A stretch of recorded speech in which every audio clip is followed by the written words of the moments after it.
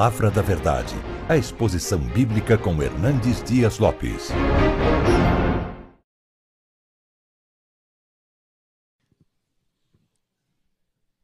Meus irmãos, eu gostaria de, nesta manhã, conversar um pouco com vocês sobre um assunto que hoje é um assunto tenso, é um assunto complexo, é um assunto onde não tem existido unanimidade entre pastores, onde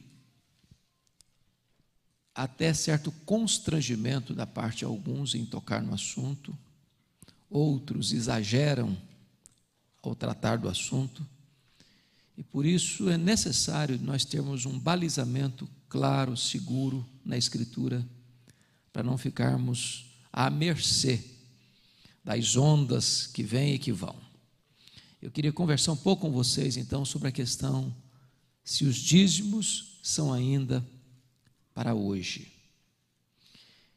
Eu escrevi, juntamente com o pastor Arival, um livro que saiu recentemente, Dízimos e Ofertas são para hoje, e Deus me inclinou a escrever esse livro por uma razão simples.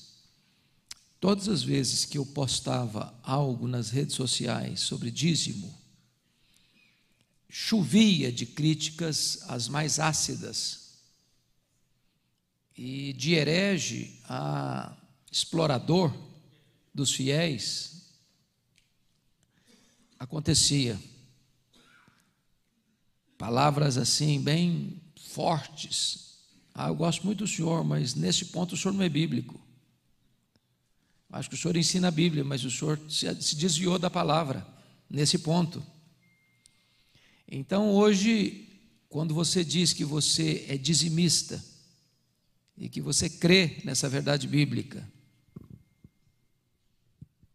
e que você ensina essa verdade bíblica, para alguns você é um herege, para alguns você é um apóstata, para alguns você é um explorador,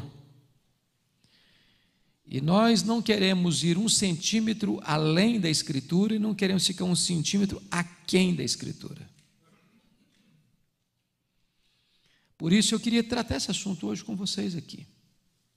Eu não vou ler um texto específico, porque não é meu propósito expor um texto da Bíblia, mas tratar do tema do assunto.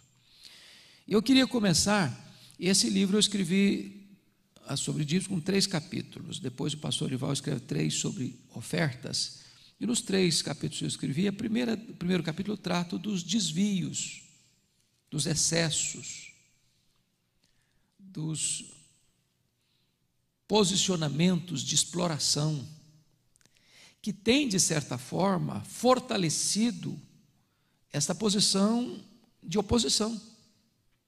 Porque quando você encontra um líder religioso extremado, ensinando aquilo que não está na palavra, ou usando de artifícios psicológicos, de técnicas de comunicação, ou de pressão emocional, ou afastando-se do ensino bíblico, quem não é cristão bota todos nós no mesmo balaio, rotula todo mundo. E se existe um discurso que o homem quer ouvir, é esse: você está desobrigado hoje de ser um dizimista, porque dinheiro é algo muito sensível.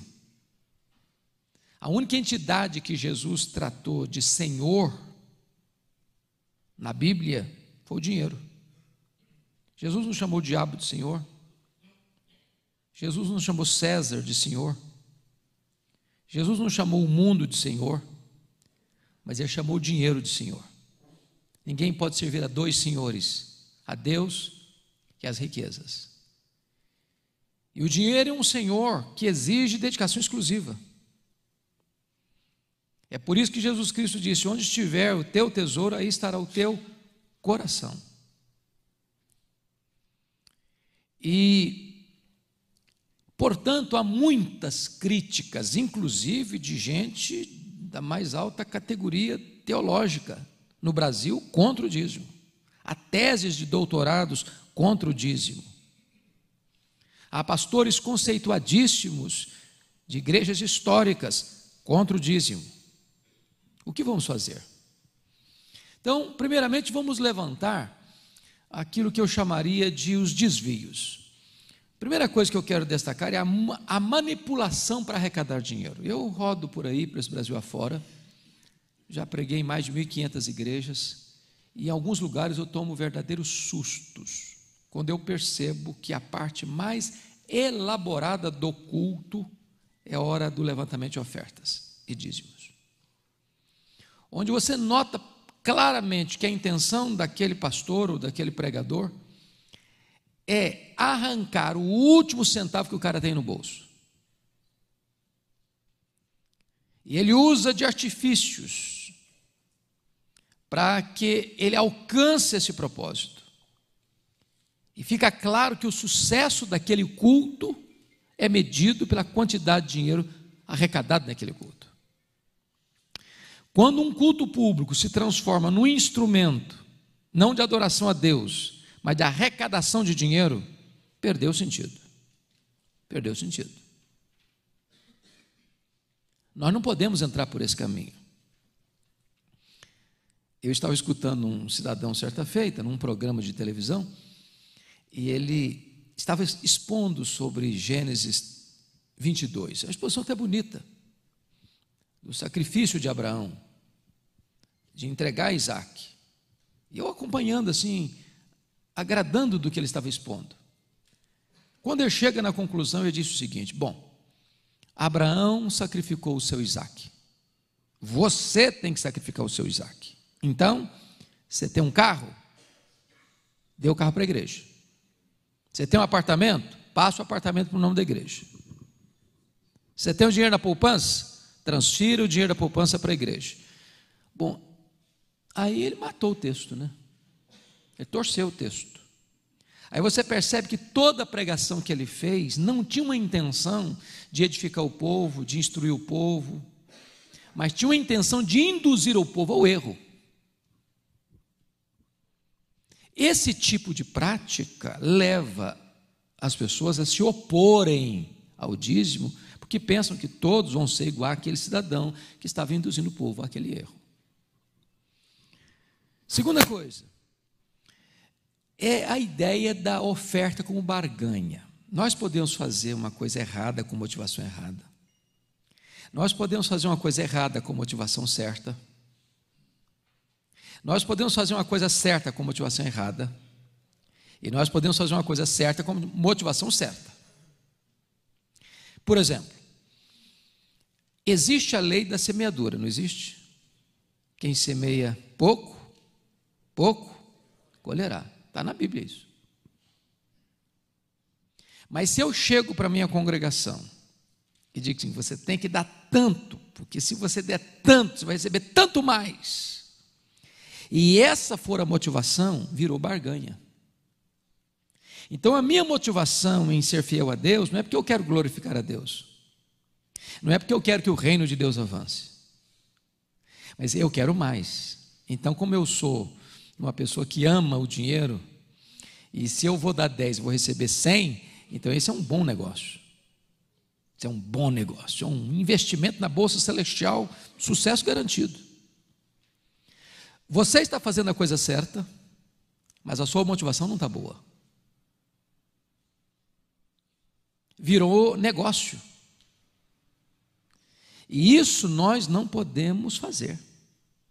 Temos que fazer a coisa certa, com motivação certa. Você não entrega o dízimo prioritariamente para ter mais, porque se você está fazendo isso, você está amando é o dinheiro, você está amando é o lucro. Seu projeto aí não é amar a Deus e glorificar a Deus e ver a obra de Deus avançar. Então, esse negócio de barganha com Deus, você vai dar tanto, e se você der tanto, você vai receber tanto mais, e aí induz o camarada o seguinte: você quer ficar rico, você quer crescer, você quer ter mais coisa, faça isso. A motivação não está boa, mesmo fazendo a coisa certa. Terceira coisa que eu acho que tem visto por aí afora: falta de transparência no trato com o dinheiro arrecadado. Vocês conhecem hoje igrejas que são empresas. onde o patrimônio é do pastor,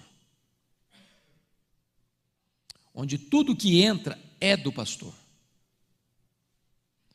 onde o que entra ninguém sabe quanto entrou e nem para onde foi. Esse tipo de prática nós não podemos concordar. Não está de acordo com a Escritura. Nós precisamos lidar com o dinheiro com muito cuidado, porque nós precisamos manter intacta a credibilidade do ministério, a integridade das motivações. Quer um exemplo? Quando o apóstolo Paulo faz aquele levantamento de ofertas para as igrejas da Judéia, e ele faz isso durante um bom tempo, e ele recolhe um dinheiro considerável, porque até o rei ficou interessado no dinheiro arrecadado, lá em Cesareia. Mas, ao levantar os recursos, Paulo nomeia, há uma nomeação de uma equipe, de um time para levar o dinheiro. Paulo podia levar sozinho, mas ele faz questão de não levar. Por quê? Para manter integridade. Não lide com o dinheiro sozinho. Ainda que você seja íntegro, você tem que evitar a aparência do mal. Aparência do mal. Então, é preciso ter transparência. Quanto entrou, para onde foi, o que foi feito com esse dinheiro. Qualquer pessoa, nós não fazemos isso, eu conheço o nosso sistema, mas eu acho que você deve ter a mesma prática. Se uma membro da igreja precisar chegar na tesouraria da igreja, eu gostaria de saber como é que está. Nós temos condições de dar relatório de cada centavo que entrou e para onde o dinheiro foi. Integridade. Quarta coisa que eu tenho visto é o problema, infelizmente hoje, do desengavetamento das indulgências com novas roupagens. É triste isso, mas está na mídia, todo dia, toda hora. Então, nós estamos voltando ao período do misticismo. Se vendia uma lasca da cruz de Cristo, lá na Idade Média. E alguém já fez um cálculo que se juntar todas as lascas da cruz de Cristo que foram vendidas, dava para construir a Arca de Noé. A multiplicação da madeira. Então, hoje as pessoas estão vendendo rosa ungida, lenço ungido, toalha suada, e por aí afora. Até tijolo para construir a Nova Jerusalém já estão vendendo. Esse tipo de prática é que gera, de certa forma, essa resistência, essa oposição, porque botam todos na mesma fila. Nós não podemos entrar por esse caminho. Bom, o que eu tenho notado ainda é a questão da armadilha que se usa para pegar o dinheiro das pessoas, do medo, da culpa e da ganância. Se você não entregar, Deus amaldiçoa a sua vida. Se você não entregar, você vai estar debaixo de maldição. Você não entregar, você vai ficar pobre. Você vai para o inferno, ou você vai ficar capengando na vida. E não obstante, a desobediência traz grave risco mesmo. Nós não precisamos usar truques de ameaças dessa forma, de pressão psicológica, para levar a pessoa à obediência. Nós podemos e devemos ensinar a Bíblia, nem mais, nem menos, nem adocicando a mensagem, nem exagerando a mensagem, restringindo-nos ao ensino bíblico. Tenho visto hoje igrejas chamadas empresas, onde o púlpito é um balcão, onde o evangelho, às vezes até diluído, é um produto, onde os crentes são consumidores, onde o templo é uma praça de negócios, onde o vetor que move tudo é o lucro. Para fechar, o que eu tenho visto por aí é o problema hoje do mercadejamento da palavra. É tratar pregadores e cantores como astros de cinema. É a tietagem evangélica. Isso é um pecado grave e nós não podemos entrar por esse caminho. É o cachê que o cara cobra para pregar ou para cantar. E eu penso que todos vocês imaginam da mesma forma, nós devemos aprender a ser generosos. Mas eu entendo uma coisa: se você convida um pregador e ele exige, eu vou, mas eu cobro tanto para pregar, na minha opinião, ainda que você tivesse o propósito de dar uma oferta maior, você deve desconvidar essa pessoa. A motivação não está boa. Nós não podemos fazer do evangelho um comércio.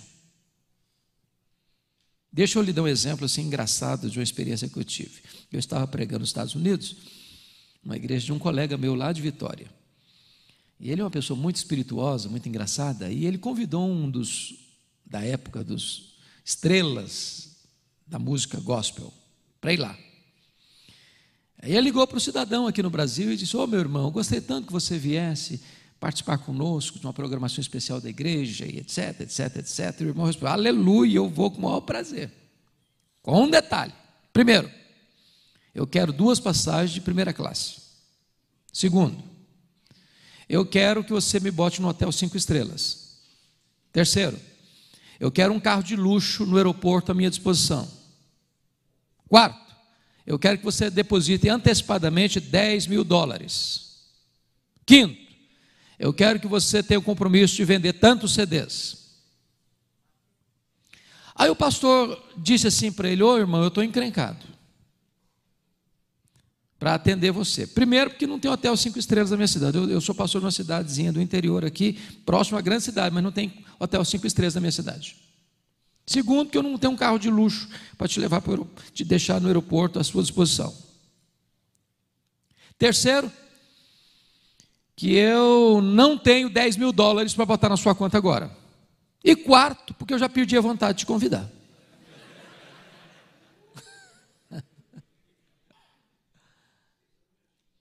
Então, acho que é mais ou menos isso. Eu não estou de forma nenhuma dizendo que nós não devemos ser generosos e honrar as pessoas que nós convidamos. O que eu estou dizendo é que isso não pode virar um comércio. A motivação não pode ser financeira. E nós temos que vigiar o nosso coração, porque o nosso coração é desesperadamente corrupto. Motivação certa. Bom, quais são hoje as principais críticas que se fazem à prática contemporânea do dízimo? Primeira crítica: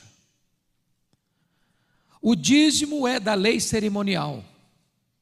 A lei cerimonial foi abolida por Cristo. Logo, eu estou desobrigado de ser dizimista. Como é que nós vamos responder uma crítica dessa? Primeira coisa, o dízimo não é apenas da lei cerimonial, até porque ele não é da lei cerimonial, ele foi instituído por Deus muito antes da lei ser dada. O primeiro registro claro de dízimo na Bíblia é Abraão, 430 anos antes da lei ser dada. Então ele não pode ser o pacote da lei cerimonial. O dízimo faz parte da lei, sim, foi incluída na lei. O dízimo está presente também nos livros históricos, não apenas no Pentateuco. O dízimo está presente nos livros poéticos. O dízimo está presente nos livros proféticos. O dízimo está presente nos evangelhos. O dízimo está presente nas epístolas. O dízimo está presente em toda a Bíblia. Aí a pessoa entra com outro argumento. Bom, esse argumento não vale, dizem os críticos, Porque também a circuncisão existiu antes da lei. Fez parte da lei. E hoje nós não circuncidamos mais as crianças com 8 anos de idade. Então o argumento de que o dízimo era antes da lei não vale, dizem os críticos. Como é que você responde uma situação dessa? É verdade, a circuncisão é anterior à lei. A circuncisão fez parte da lei. E é verdade que hoje nós não mais praticamos a circuncisão. Por que não? Porque assim como a Páscoa foi substituída pela ceia, a circuncisão foi substituída pelo batismo. Mas me mostre na Bíblia onde algo substituiu o dízimo. Ao contrário, Jesus ratifica o dízimo.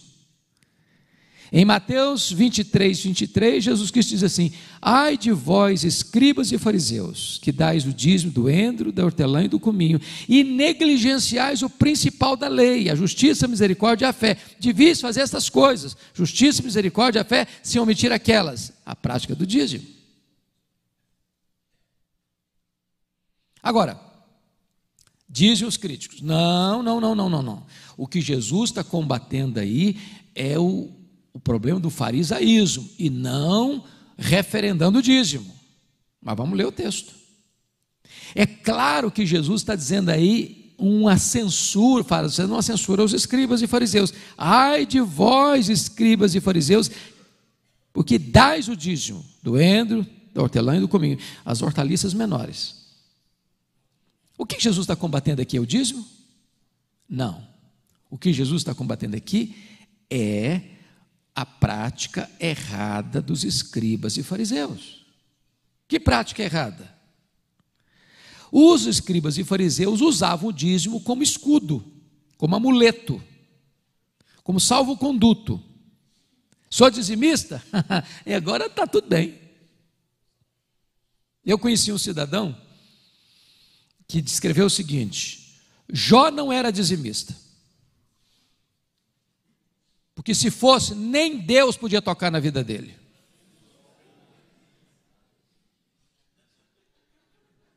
O cara é forte.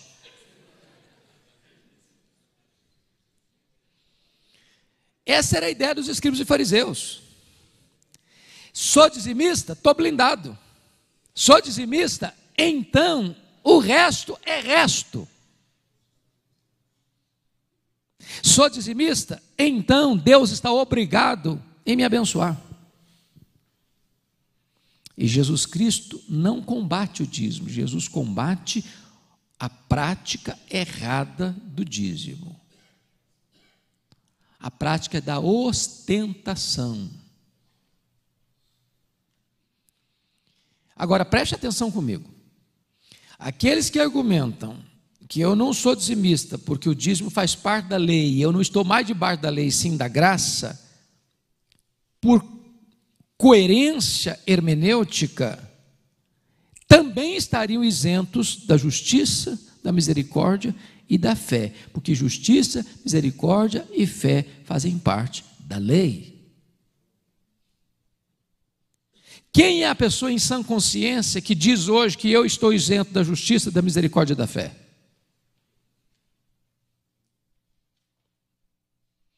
Jesus arremata o argumento em Mateus 23, diz o seguinte: devia fazer essas coisas, vocês estão negligenciando o principal da lei, justiça, misericórdia e fé. Mas ao fazer essas coisas, justiça, misericórdia e fé, vocês não estão isentas das outras coisas, a prática do dízimo. Então não é uma coisa ou outra, é uma coisa e outra. Logo, Jesus não combateu o dízimo, Jesus ratificou, confirmou a prática do dízimo no Novo Testamento. Se é verdade que não mais praticamos a circuncisão, porque era anterior da lei, fez parte da lei, não é verdade que o dízimo, sendo anterior à lei, estando na lei, agora não existe mais. Não é verdade. Outro argumento que se usa: o dízimo era para sustento dos sacerdotes e dos levitas. Hoje não tem mais sacerdotes e levitas, logo nós estamos isentos de entregar o dízimo. É verdade que hoje nós não temos mais sacerdotes e levitas no mesmo aspecto que tínhamos lá. Porque quem eram os sacerdotes e os levitas? Uma tribo. Hoje, quem são os sacerdotes? Todos nós. Somos raça eleita, sacerdócio real. Porém, quando você vai para a Escritura, o mesmo sistema de contribuição para os sacerdotes e levitas, que eram os dízimos e as ofertas, o apóstolo Paulo referenda o mesmo modelo para os obreiros agora do Novo Testamento. Se não, vejamos. Abra sua Bíblia aí em 1 Coríntios capítulo 9. Olha aí o que ele está escrevendo sobre esse assunto. 1 Coríntios capítulo 9.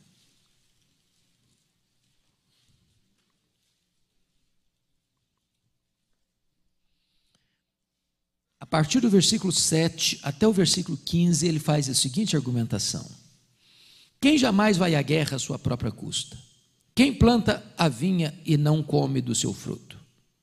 Ou quem apacenta um rebanho e não se alimenta do leite do rebanho? Porventura falo isto como homem, ou não o diz também a lei? Olha como ele está retomando a lei. Porque na lei de Moisés está escrito: não atarás a boca ao boi quando pisa o trigo. Acaso é com bois que Deus se preocupa? Ou é seguramente por nós que ele o diz? Certo que é por nós que está escrito: pois o que lavra cumpre fazê-lo com esperança, e o que pisa o trigo faça-o na esperança de receber a parte que lhe é devida.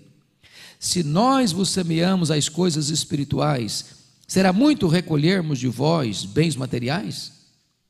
Se outros participam desse direito sobre vós, não o temos nós em maior medida?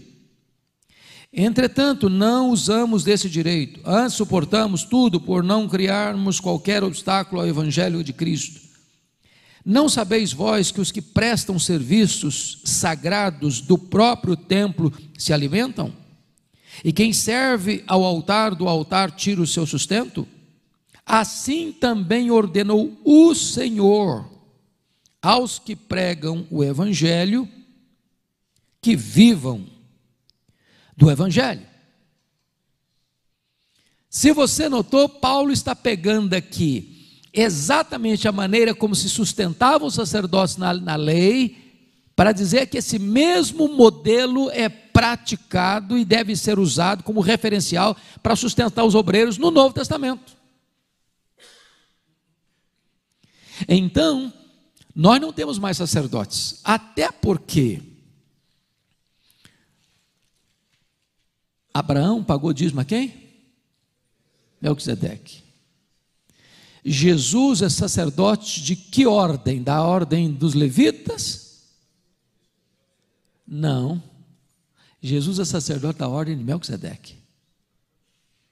E se Abraão pagou o dízimo a Melquisedeque, nós, filhos de Abraão, pagamos o dízimo a quem? Aquele que testifica que vive. Jesus Cristo, Hebreus 7:8. Então notem vocês que o Novo Testamento não é contra, ao contrário, o Novo Testamento referenda e ratifica e fortalece a tese do dízimo. Outro argumento que as pessoas usam para contrariar o dízimo: eu não sou dizimista, dizem o seguinte: é porque o dízimo era para o sustento do templo, e hoje nós somos o templo. Ok, é verdade que o dízimo era para sustento do templo. Por isso, não entregar o dízimo, Neemias 13 diz que é desamparar a casa de Deus. E aí você lembra Joel, o livro de Ageu, que quando o povo retornou do cativeiro, eles começaram a construir o templo, depois houve um embargo legal lá por parte de oposição, e eles pararam a construção do templo no meio do caminho, e começaram a construir casas para eles, apaineladas, casas chiques, casa bonita, e a casa de Deus ficou desamparada. Aí Ageu entra no negócio, dizer que eles estavam fazendo errado. E ele diz o seguinte: se você não é fiel a Deus, devolvendo a Deus o dízimo e desamparando a casa de Deus, entra um princípio aí. Você é como receber um salário e botar num saco furado. O que você deixa de entregar, que é de Deus, querendo reter indevidamente para você, é a mesma coisa de botar num saco furado. Vai vazar. Vai vazar. Ele disse: se você também trouxer sobra para Deus, Deus vai só para isso, porque Deus não é Deus de resto. Deus não é Deus de sobra. Deus é Deus de primícias. Agora veja mais, o dízimo não era só para o templo, nem só para os sacerdotes e levitas, não. Para quem mais era o dízimo no Velho Testamento? Para as viúvas, para os órfãos, para os estrangeiros. Então, se lá na antiga aliança, que era uma ênfase centrípeta, para dentro, quanto mais o dízimo é necessário hoje, quando a igreja vive uma realidade centrífuga para fora. Não só para construir templos, para sustentar missionários, não só na pátria, mas além fronteiras, e também para assistir os necessitados. O princípio permanece. Então, uma crítica que não faz sentido. Outra crítica que as pessoas fazem: eu não sou dizimista, porque não entregar o dízimo, segundo Malaquias 3, acarreta em maldição. Vós, a nação toda, sois amaldiçoados, porque a mim me roubais. Mas Jesus já levou a minha maldição sobre a cruz, então essa pregação aí é inócua hoje.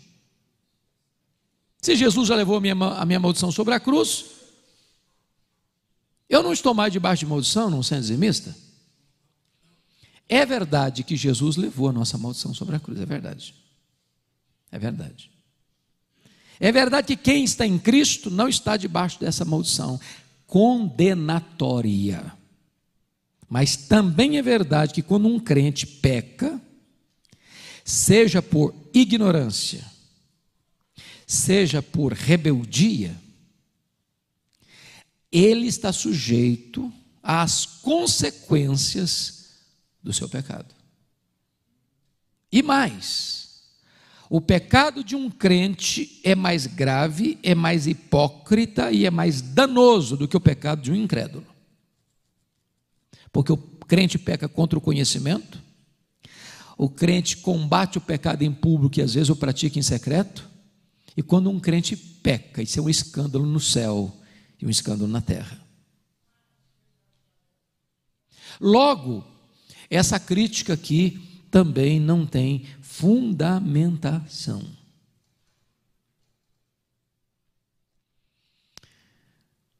Sabe, irmãos, uma das coisas que eu preciso entender é o seguinte: em vez de eu ficar arranjando desculpas para reter o que é de Deus, eu deveria criar motivos para ser generoso com o que é de Deus.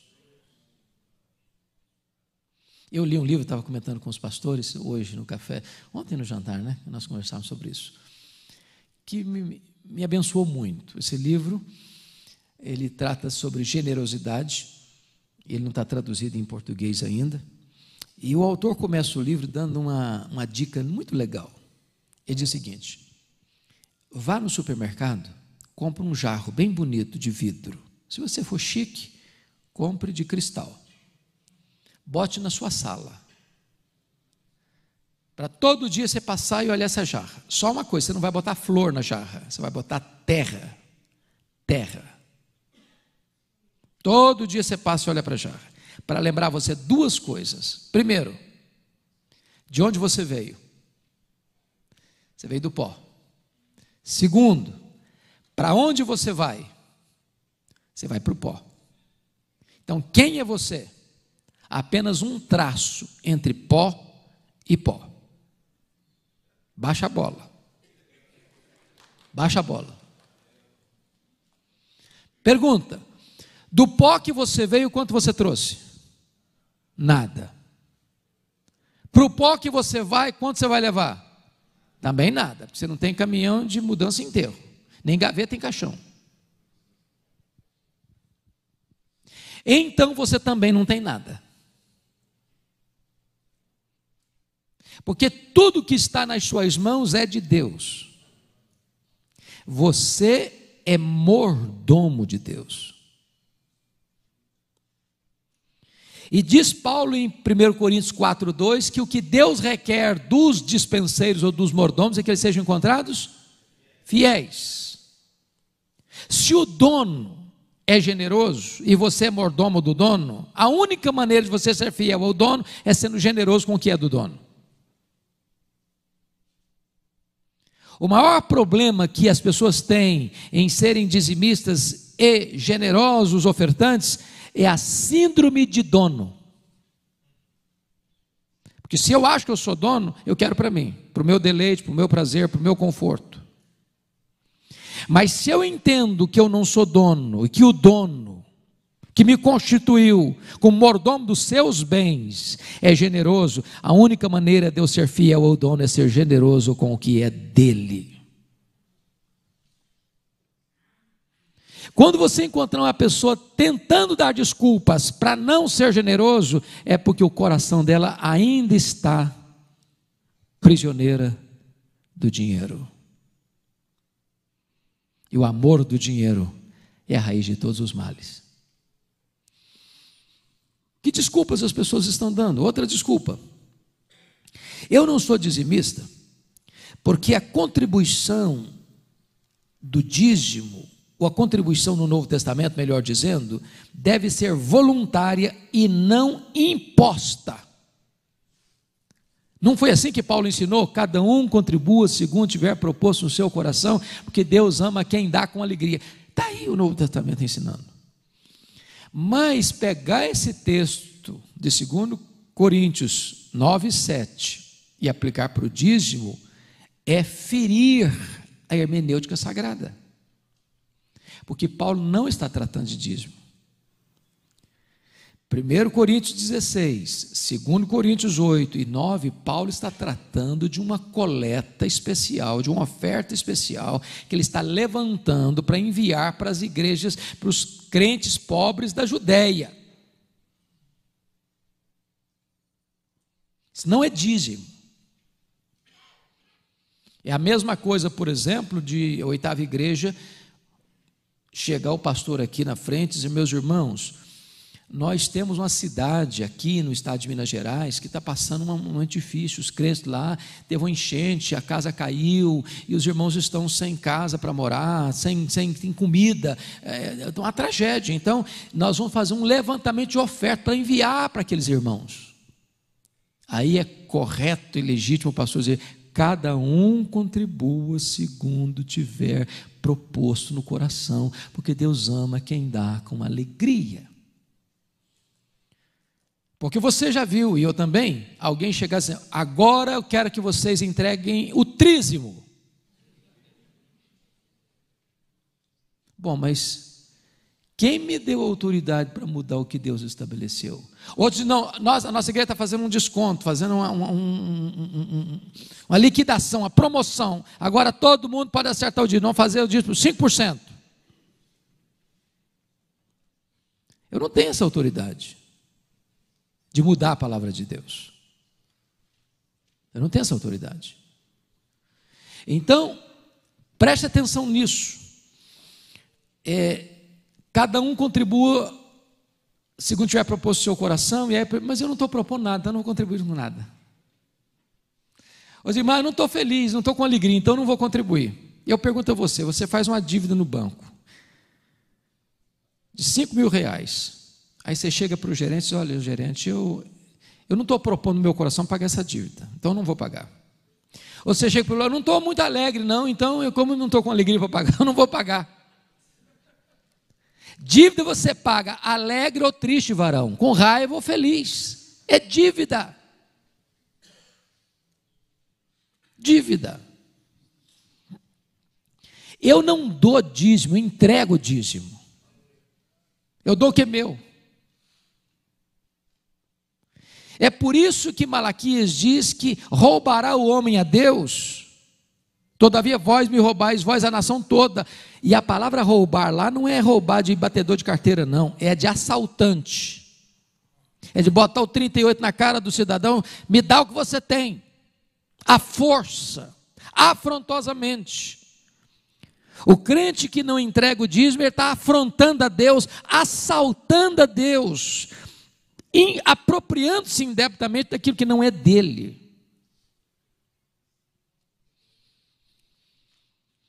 Outra pessoa chega e diz o seguinte: bom, eu não sou dizimista, porque o dízimo tem sido usado para construir templos, e Jesus nunca mandou construir templos. Aí você chega à seguinte conclusão: primeiro, é claro que Jesus não mandou construir templos, e nem você encontra essa ordem no Novo Testamento, até porque não havia licença da parte do Império Romano para fazer isso. Quando o embargo legal acabou, a igreja cristã começou a construir templos. Mas esse argumento é fajuto, porque crente se reúne, não? Vai reunir aonde? Debaixo da ponte? Se você não vai reunir debaixo da ponte, você vai ter que alugar um espaço. Não tem que pagar. Ou você vai construir templo. Então o princípio permanece. É para o sustento da casa de Deus. É para sustentar missionário. É para enviar missionário, é para socorrer os pobres, é para pagar os obreiros que vivem da palavra. Aliás, se você ler 1 Coríntios 9, como nós lemos parte, Paulo abriu mão do salário. Lembra disso que ele abriu mão? Para não criar problema. Abriu mão em que igreja mesmo? Igreja de Corinto. Por quê? Corinto era o quê? Uma igreja mão de vaca, pão dura. Só que quando Paulo saiu da igreja, foi para Éfeso, ele manda uma carta para a igreja de Corinto. Sabe o que ele faz naquela carta? Puxa a orelha da igreja. Por que ele puxa a orelha da igreja? Porque a igreja não tinha pagado para ele o quê? O seu salário. Então preste atenção nesse particular aqui. Olha aí, 2 Coríntios 11, vamos ver o que Paulo diz para a igreja. Se eu fosse membro da igreja de Corinto, ficava com vergonha. Olha aqui, capítulo 11, versos 8 e 9. Olha o que ele vai dizer para a igreja: despojei outras igrejas, e recebendo salário para vos poder servir. Que é isso, Paulo? Você era nosso pastor, e outra igreja que pagou seu salário para ser nosso pastor? Eu falei, é verdade, vocês não me pagaram. Versículo 9: e estando entre vós ao passar privações. Paulo, você era nosso pastor e passou privações? Passei, deu vontade de ir no McDonald's, não tinha dinheiro para comprar um lanche. Vocês não pagaram meu salário? Passei privações sim, enquanto era pastor de vocês. Mas não me fiz pesado a ninguém, pois os irmãos, quando vieram da Macedônia, supriram o que me faltava. Os irmãos da Macedônia eram ricos ou pobres? Pobres. Que isso, Paulo? Quer dizer que os irmãos pobres da Macedônia é que vieram aqui em Corinto, quando você era nosso pastor, para suprir suas necessidades? É verdade, vocês não pagaram meu salário. Olha isso. Agora, olha o tiro de misericórdia que ele dá nessa igreja, no capítulo 12, verso 13. Ele diz assim para a igreja de Corinto: porque em que tendes vós sido inferiores às demais igrejas, senão neste fato de não vos ter sido pesado, perdoai-me esta injustiça. Sabe o que ele está dizendo? É uma vergonha. Sabe, igreja de Corinto, vocês foram inferiores a todas as demais igrejas, num quesito: Vocês não pagaram o meu salário. Perdoe-me essa injustiça, eu devia ter cobrado de vocês. O que Paulo está dizendo aqui? Que o obreiro tem o quê? Direito de receber da igreja que ele é pastor o seu digno sustento, seu digno salário. Não se ata a boca do boi que debulha. E Deus não está preocupado com o boi, diz Paulo. Deus está preocupado com os seus servos. Dois extremos nós não podemos ter. Nós não podemos ser pastor por causa de dinheiro. Você conhece aquele tipo de pastor que chega na igreja, louvado seja o Senhor, Deus me mandou para cá, e eu tive assim muita alegria, porque Deus me orientou para vir para cá. 2 meses depois já recebe um convite com duplo salário, uma igreja maior. Diz: meus irmãos, o Espírito Santo está me conduzindo para uma nova direção. Nossa motivação não é dinheiro, mas a igreja não pode reter daquele que trabalha aquilo que é digno dele receber. Outra pessoa dizia: eu não sou dizimista. Sabe por quê? Eu não sou dizimista porque o dízimo era o imposto do Estado teocrático, e hoje nós pagamos imposto de renda. Eu já vi pastorzão falar isso.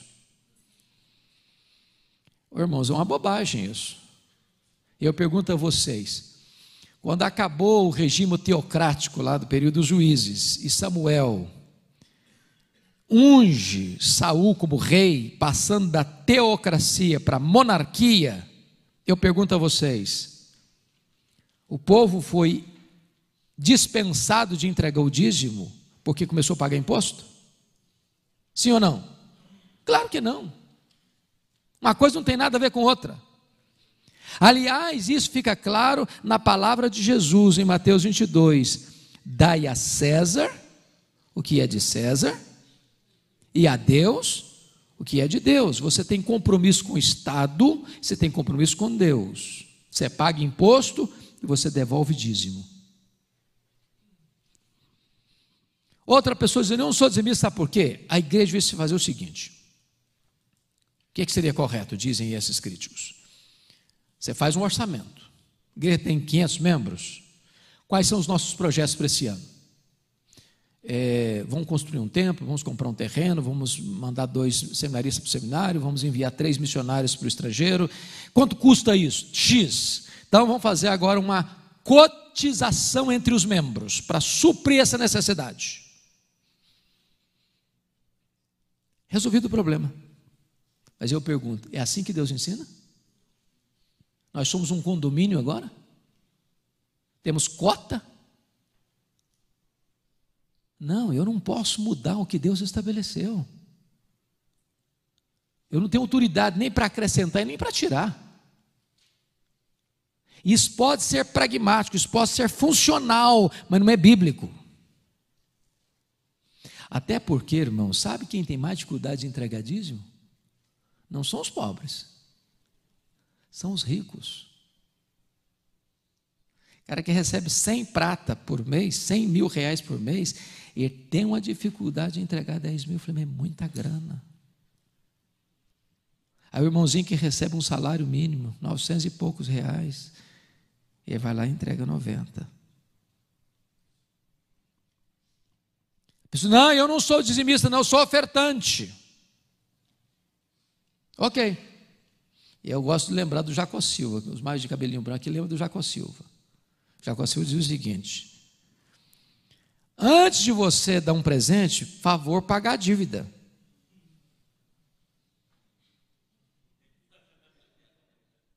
Não dê um presente tentando com isso isentar-se da dívida.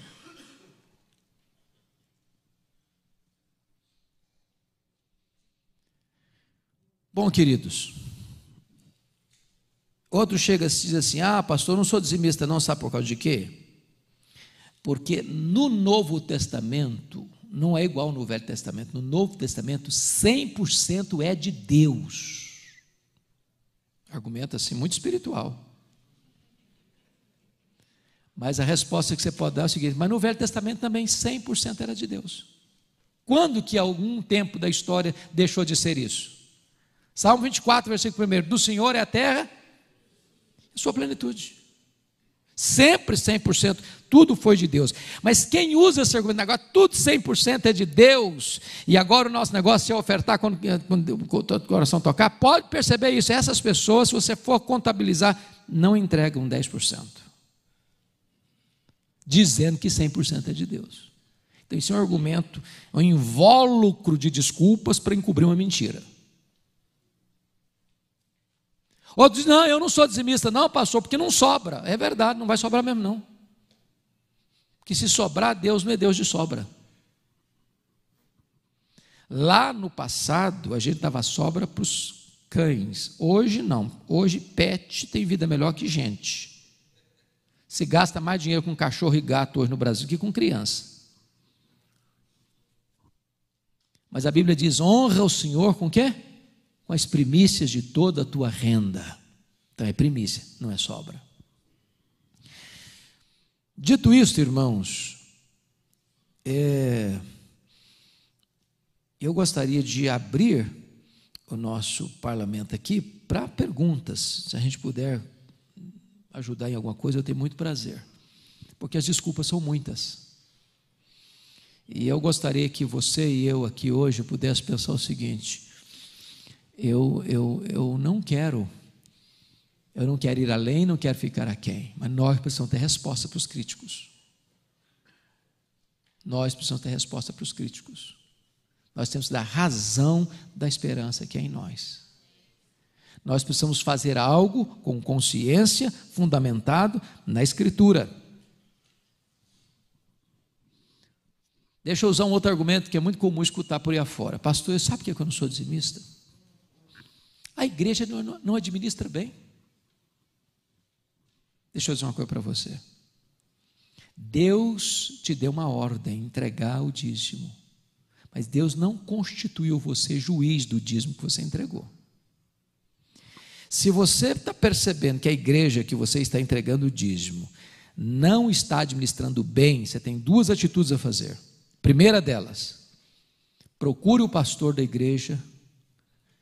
Seja claro sobre isso: pastor, eu sou membro dessa igreja, sou dizimista fiel.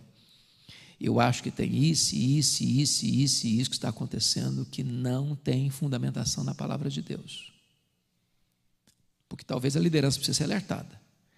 Mas se você percebeu que você é membro da igreja, é um fiel dizimista, e esse dinheiro não é honestamente administrado, que está sendo desviado para a conta bancária de alguém, ou para o luxo de alguém, e não atendendo à demanda que a Escritura diz, você tem o compromisso de dizer: muito obrigado, eu estou indo para uma outra igreja que leve a palavra de Deus a sério. Tem hora que sair de uma igreja é uma necessidade. Você não sai de uma igreja porque teve um escândalo.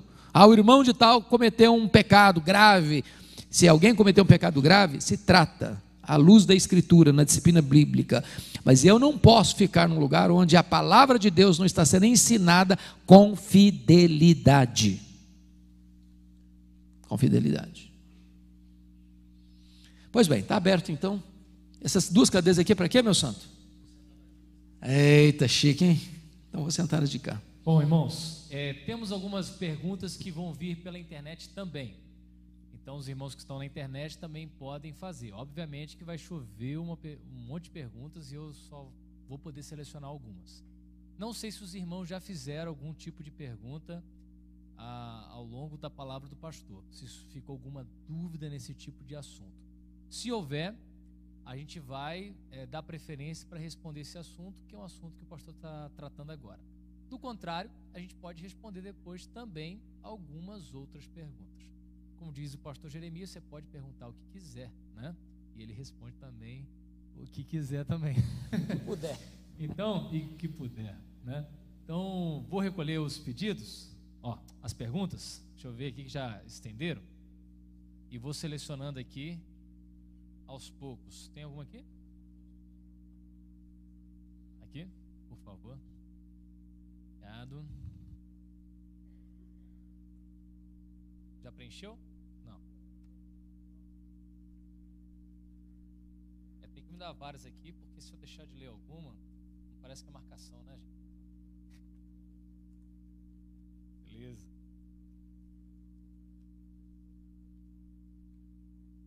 Irmãos, está um barulhinho na caixa aqui, eu não sei se consegue retirar. Se conseguir, vai ser muito bom.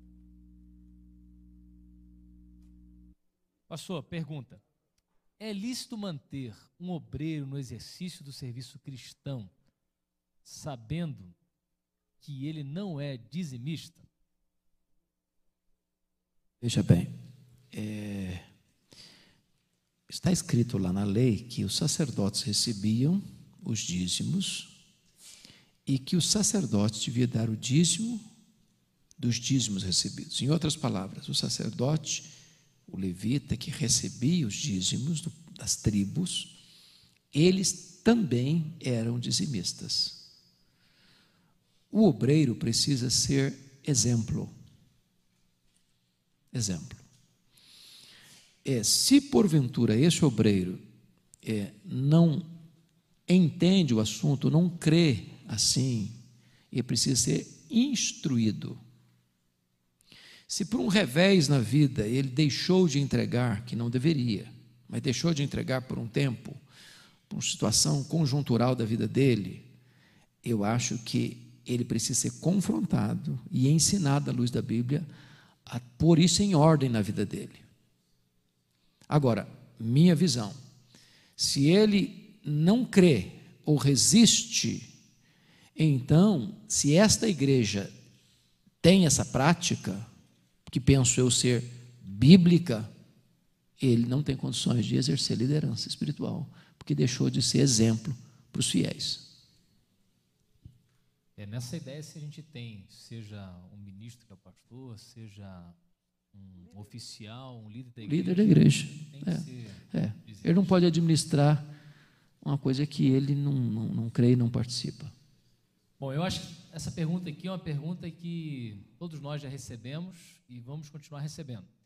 O dízimo é do líquido ou do bruto? Eu gosto da resposta que o pastor Seni Tavares, que é conhecido de vocês aqui, dá. Você quer receber a bênção do líquido ou do bruto? Fica a resposta aí para você pensar. Talvez alguma dúvida seja, em alguns casos, por exemplo, lógico, se a pessoa é um autônomo, né? E ele tem um negócio dele, e se para o negócio dele ele gasta R$20 para fazer um produto, mas ele lucra 5, obviamente que tem que dar do lucro dele. E não exato. Do, o dízimo é do lucro. Né? É do lucro. Agora, se eu recebo, pergunta, eu recebo o meu salário, eu entrego do bruto, porque eu entendo que quando alguma coisa é descontada, eu também sou usufrutuário daquele benefício. Então, eu entendo que se você é assalariado, por exemplo, eu entrego do bruto. É a minha prática e entendo que é o correto. Pronto. Entendo que é o alguém correto. vai chegar e falar assim, não, já tirei meu aluguel, já tirei a conta de luz, já tirei... Veja bem, Vai botar o dízimo, toda vez que eu começar a fazer conta para subtrair, eu tenho que pensar na minha motivação. Porque não pode ser peso, irmãos. Os mandamentos de Deus não são penosos, diz a Bíblia. É por isso que Deus se importa com motivação.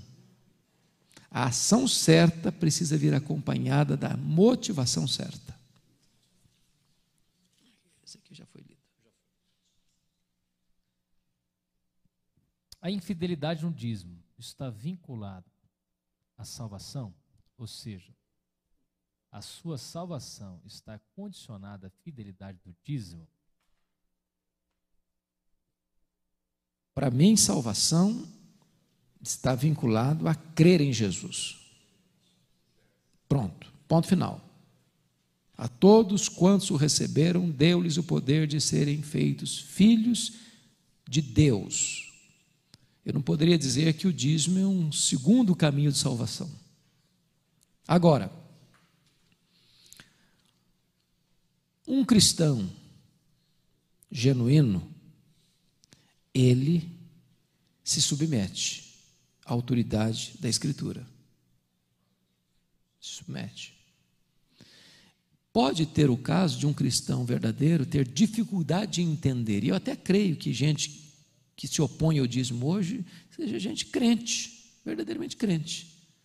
Pode ser um problema teológico, que precisa de apologética, que precisa de diálogo, precisa de discussão, precisa de aprofundamento, precisa de conversar à luz da Escritura. O que eu acho que é impossível é um cristão salvo, claro, mesmo entendendo a palavra de Deus, eu não aceito a palavra de Deus, eu desobedeço a palavra de Deus, porque a desobediência resoluta e deliberada, penso eu, é uma evidência da não conversão. Não sei se eu estou sendo claro no que eu estou falando. Eu não estou dizendo que você só é salvo se você for dizimista. Não, a salvação não passa por dízimo, não passa por batismo, não passa por igreja, não passa por ser reformado ou arminiano, não passa por isso. Salvação é em Jesus, ponto. Só Jesus salva, ponto. Agora, o salvo é alguém que se submete à palavra de Deus. Esse é o ponto. E quando o dízimo não é levado à igreja, mas diretamente a pessoas em necessidade? Muito boa pergunta. O princípio bíblico que está lá no Velho Testamento, que também deve reger no Novo Testamento, trazei todos os dízimos à casa do tesouro. Meu papel como crente é entregar e não administrar. Não tenho eu competência de administrar o dízimo. Não, eu sou dizimista, mas eu vou entregar 5% na igreja, 2% eu vou mandar para o missionário lá na Amazônia, 3% eu vou mandar para os pobres que estão favelados. Não, eu não sou administrador do dízimo. Eu posso até, como membro da igreja, comunicar à minha igreja do desejo que eu tenho, que a liderança da igreja estude a possibilidade de atender esta ou aquela necessidade que eu estou vendo, que talvez a liderança não saiba. Mas eu pegar o dízimo, que não é meu, é de Deus, e eu administrar, não é o que o Novo Testamento nem o Velho Testamento nos ensinam. Me perguntaram, só tenho dinheiro de pagar a conta de luz. Pago a conta de luz ou dou o dízimo? Essa pergunta é, assim, bem sutil. Bem sutil.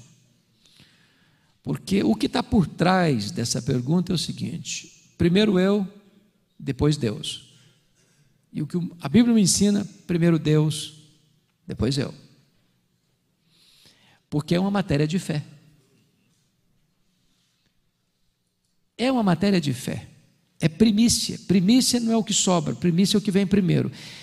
A minha experiência é o seguinte: muitas vezes eu entreguei o dízimo e não fechava a conta do mês. Mas como eu creio que Deus é o meu provedor, eu entrego dele e ele cuida do resto. E nunca faltou. Eu creio assim. A Bíblia ensina assim.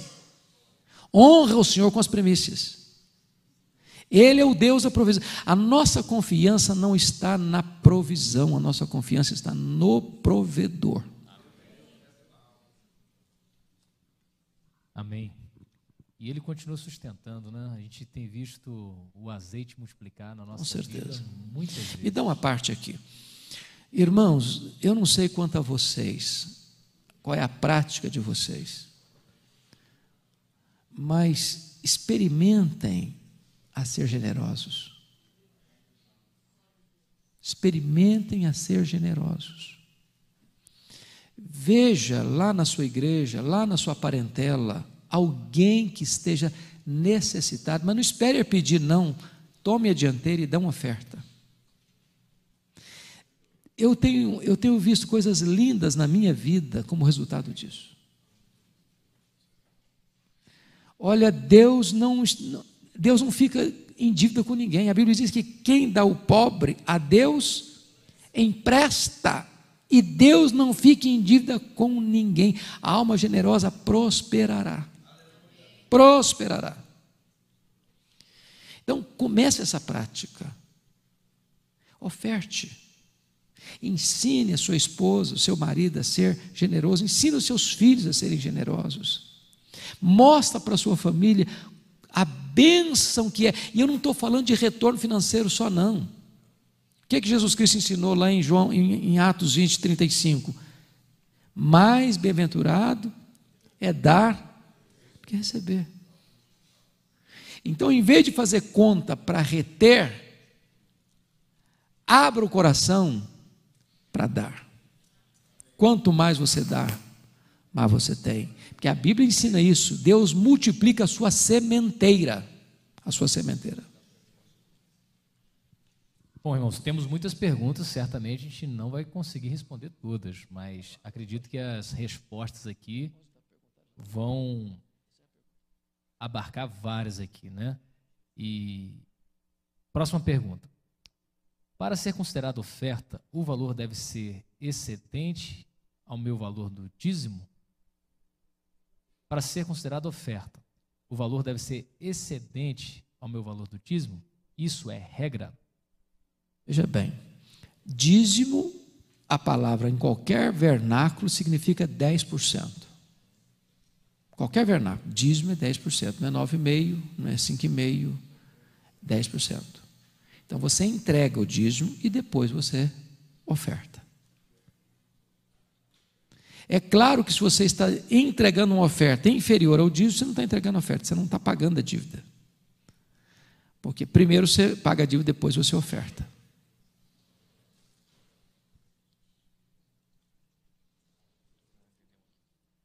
Há uma crítica que o dízimo não era entregue em moeda, mas entregue 10% em cima do plantio.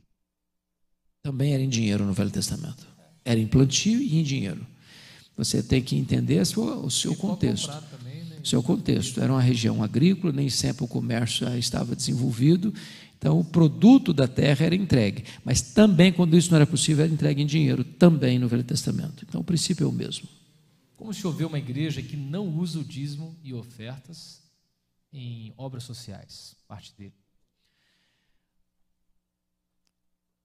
O que eu entendo no Novo Testamento é que evangelização e ação social caminham juntas.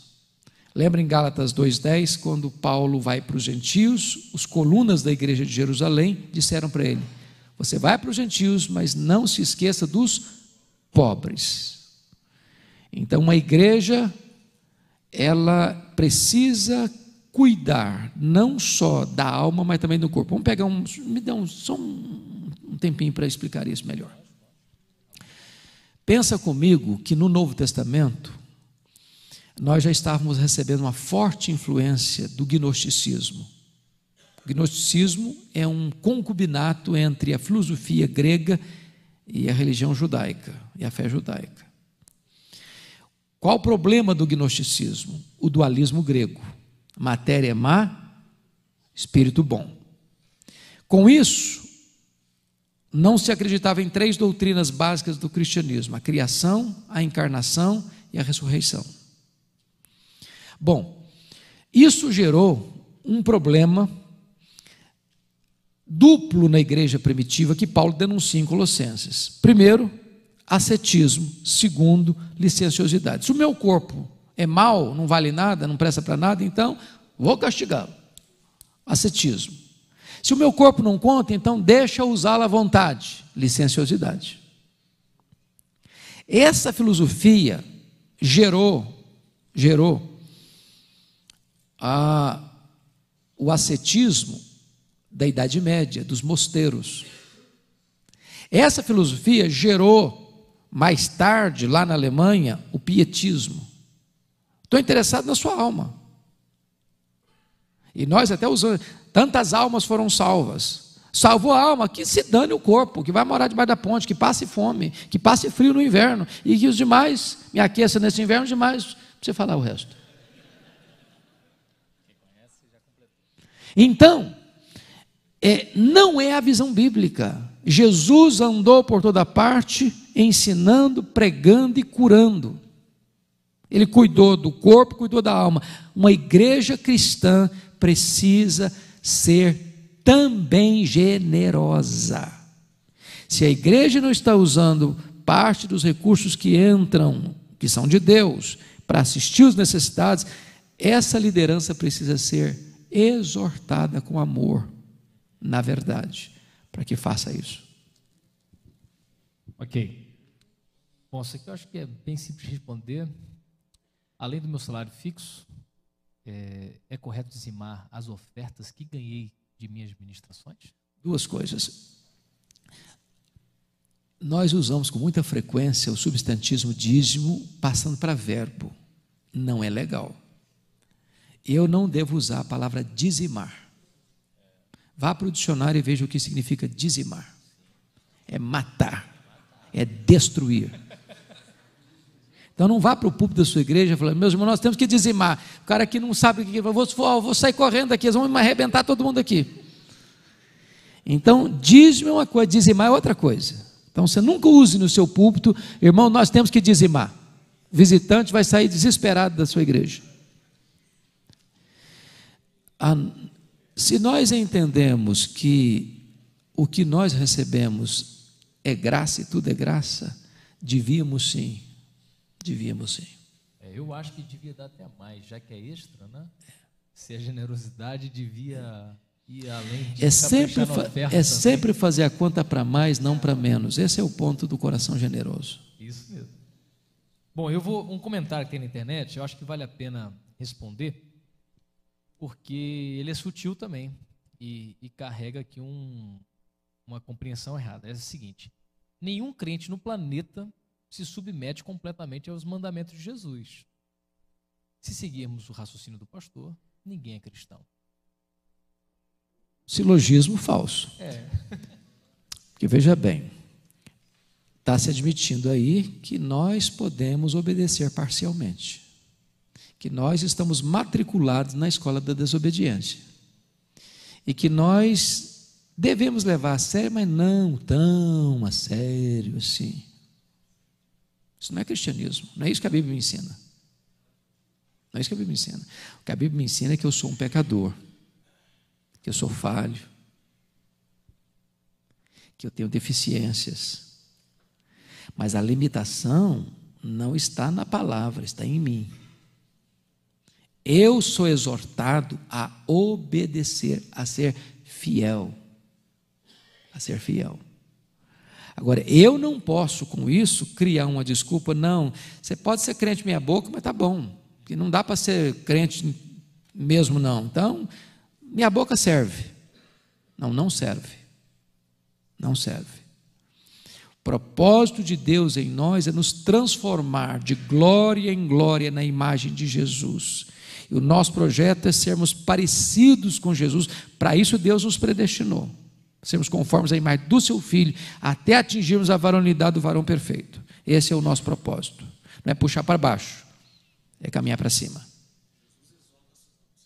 Sede vós perfeitos, como perfeito é o vosso Pai Celeste. Mateus 5,48. E uma dica: se for casado ou casada, experimente dizer isso para o marido ou para a esposa, para ver o que vai dar. É necessário a identificação do dizimista e a leitura dos nomes deles em púlpito? Não, penso que não.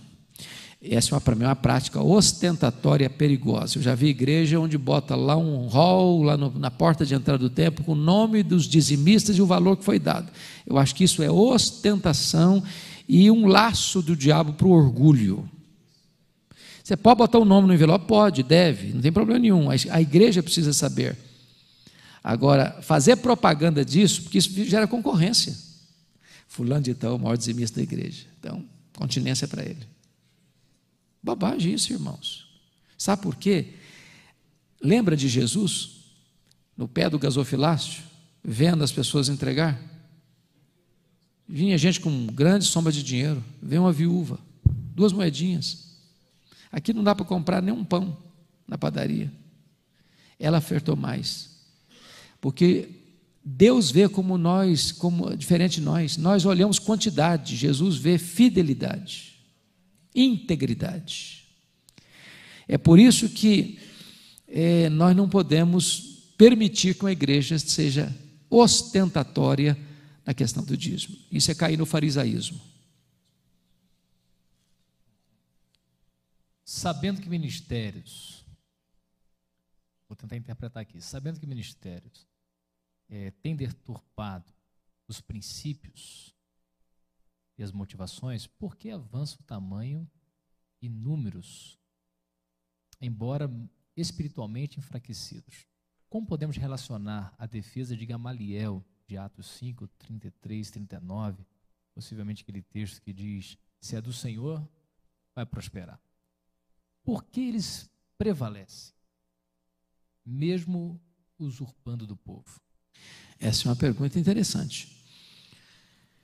Veja bem, primeiro, não é verdade que só as coisas de Deus crescem e o errado não cresce. Partindo desse pressuposto, o islamismo está corretíssimo, que é a religião que mais cresce hoje. Então, o kardecismo também está certo, porque cresce.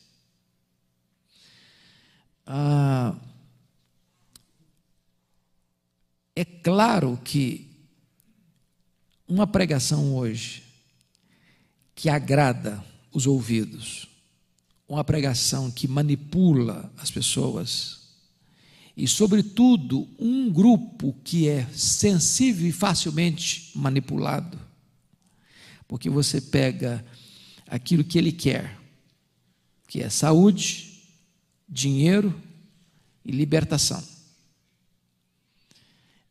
Numa religião sincrética como a religião brasileira, uma cultura híbrida como a cultura brasileira, isso vai atrair gente. Mas deixa eu lhes dizer algo, e eu acho que vocês já estão começando a ver isso. Isso tem prazo de validade. Isso vai chegar uma hora de ressaca, e está chegando. Está chegando. As igrejas sérias, que pregam com fidelidade, que amam uma pessoa, não o que ela tem no bolso, estão sendo porto seguro dessas pessoas, decepcionadas, feridas, machucadas, exploradas. Então, o erro vai ser desmascarado. A luz prevalece nas trevas e as trevas não prevalecem sobre a luz. A mentira vem à tona, o engano vem à tona, o mau caratismo vem à tona, a motivação errada vem à tona. Deus não permite que a verdade seja envergonhada pela mentira. Então, pode ter certeza disso, esse sucesso, ele é temporal, mas ele vai ser desmascarado, se não aqui, diante do tribunal de Deus. Amém. Quando vemos Paulo falando sobre coleta para ajudar os crentes pobres, por que ele não usou do dízimo? Bom, a pergunta é subjetiva. Eu não posso dizer por que Paulo não usou a palavra, porque eu não estou no coração, na mente do Paulo. Mas o que é importante é que quando Paulo foi tratar do sustento da obra, que não tem a ver com oferta de assistência social, mas do sustento do ministério, ele puxa para a argumentação dele o mesmo texto que era usado para a sustentação dos levitas e sacerdotes. E lá ele referenda o dízimo. Agora, mesmo nas ofertas, o mesmo princípio do dízimo é estabelecido. Que princípio? O princípio da porcentagem, de acordo com a sua renda, de acordo com o que você tem, com a sua, da proporção, da proporcionalidade, a palavra que eu queria era, da proporcionalidade e da constância. É o mesmo princípio do dízimo. Eu não entrego o dízimo, a não ser que seja um agricultor que faz uma colheita uma vez por ano, ou 2 vezes por ano, mas se eu recebo o salário mensalmente, eu entrego o dízimo mensalmente. Como acontece nos Estados Unidos, que às vezes a contribuição é semanal, segue semanal. Se é anual, é a colheita do café que tem uma vez por ano, é anual. Mas é com a proporcionalidade, com a temporalidade com que você recebe e com a proporcionalidade do que você recebe, é que o dízimo deve ser entregue. Bom, você até responde a uma pergunta que foi feita, que é se a gente... muitos críticos falam que o dízimo é dado uma vez só e não diversas vezes. É justamente por causa disso. Depende de como que a pessoa recebe. Recebe. Se ela quiser dar diariamente, dependendo do trabalho... Se ela recebe diariamente, entrega diariamente. Ela pode fazer isso. Né? Perfeito. Da entrada geral dos dízimos e ofertas, qual o percentual razoável para salários dos obreiros? Bom, eu penso que essa pergunta é difícil de responder nesse sentido, porque depende da igreja. Por exemplo, uma igreja que tem uma entrada pequena, ela vai usar aí às vezes 10, 20, 30, 40, até 50, até mais para o sustento. Mas uma igreja que tem uma entrada, mega entrada, às vezes ela vai usar 5%, às vezes 3%, depende. Então não tem uma proporcionalidade. O que é princípio é que a igreja deva pagar os seus obreiros de maneira digna. Digna. Então, aqui tem dois extremos, irmãos. O extremo da igreja mão de vaca, porque tem igreja que paga salário de fome, porque tem uma visão errada de que quanto mais miserável financeiramente a pessoa, mais piedosa ela vai ser. E o obreiro que acha que ele é um mega, super mega, top mega, e quer salários astronômicos. Então, acho que precisa trabalhar essas duas coisas. A igreja generosa e o pastor não motivado pelo dinheiro. Em Mateus 23, 23, Jesus está falando aos judeus, em Atos 21 ou 25, 24, 25, a igreja de Jerusalém faz uma diferença de obrigação aos judeus e aos gentios. Não seria este um motivo de, em Mateus 23, 23, ele está falando apenas aos judeus? O dízimo seria apenas aos judeus? Eu acho em absoluto. Até porque quando Paulo está ensinando em Corinto, ele está falando para a igreja gentílica. Então, o mesmo princípio que é usado para judeus, é usado para gentios. A igreja é formada de judeus e gentios. Então, não tem um peso A para um e um peso 0 para o outro.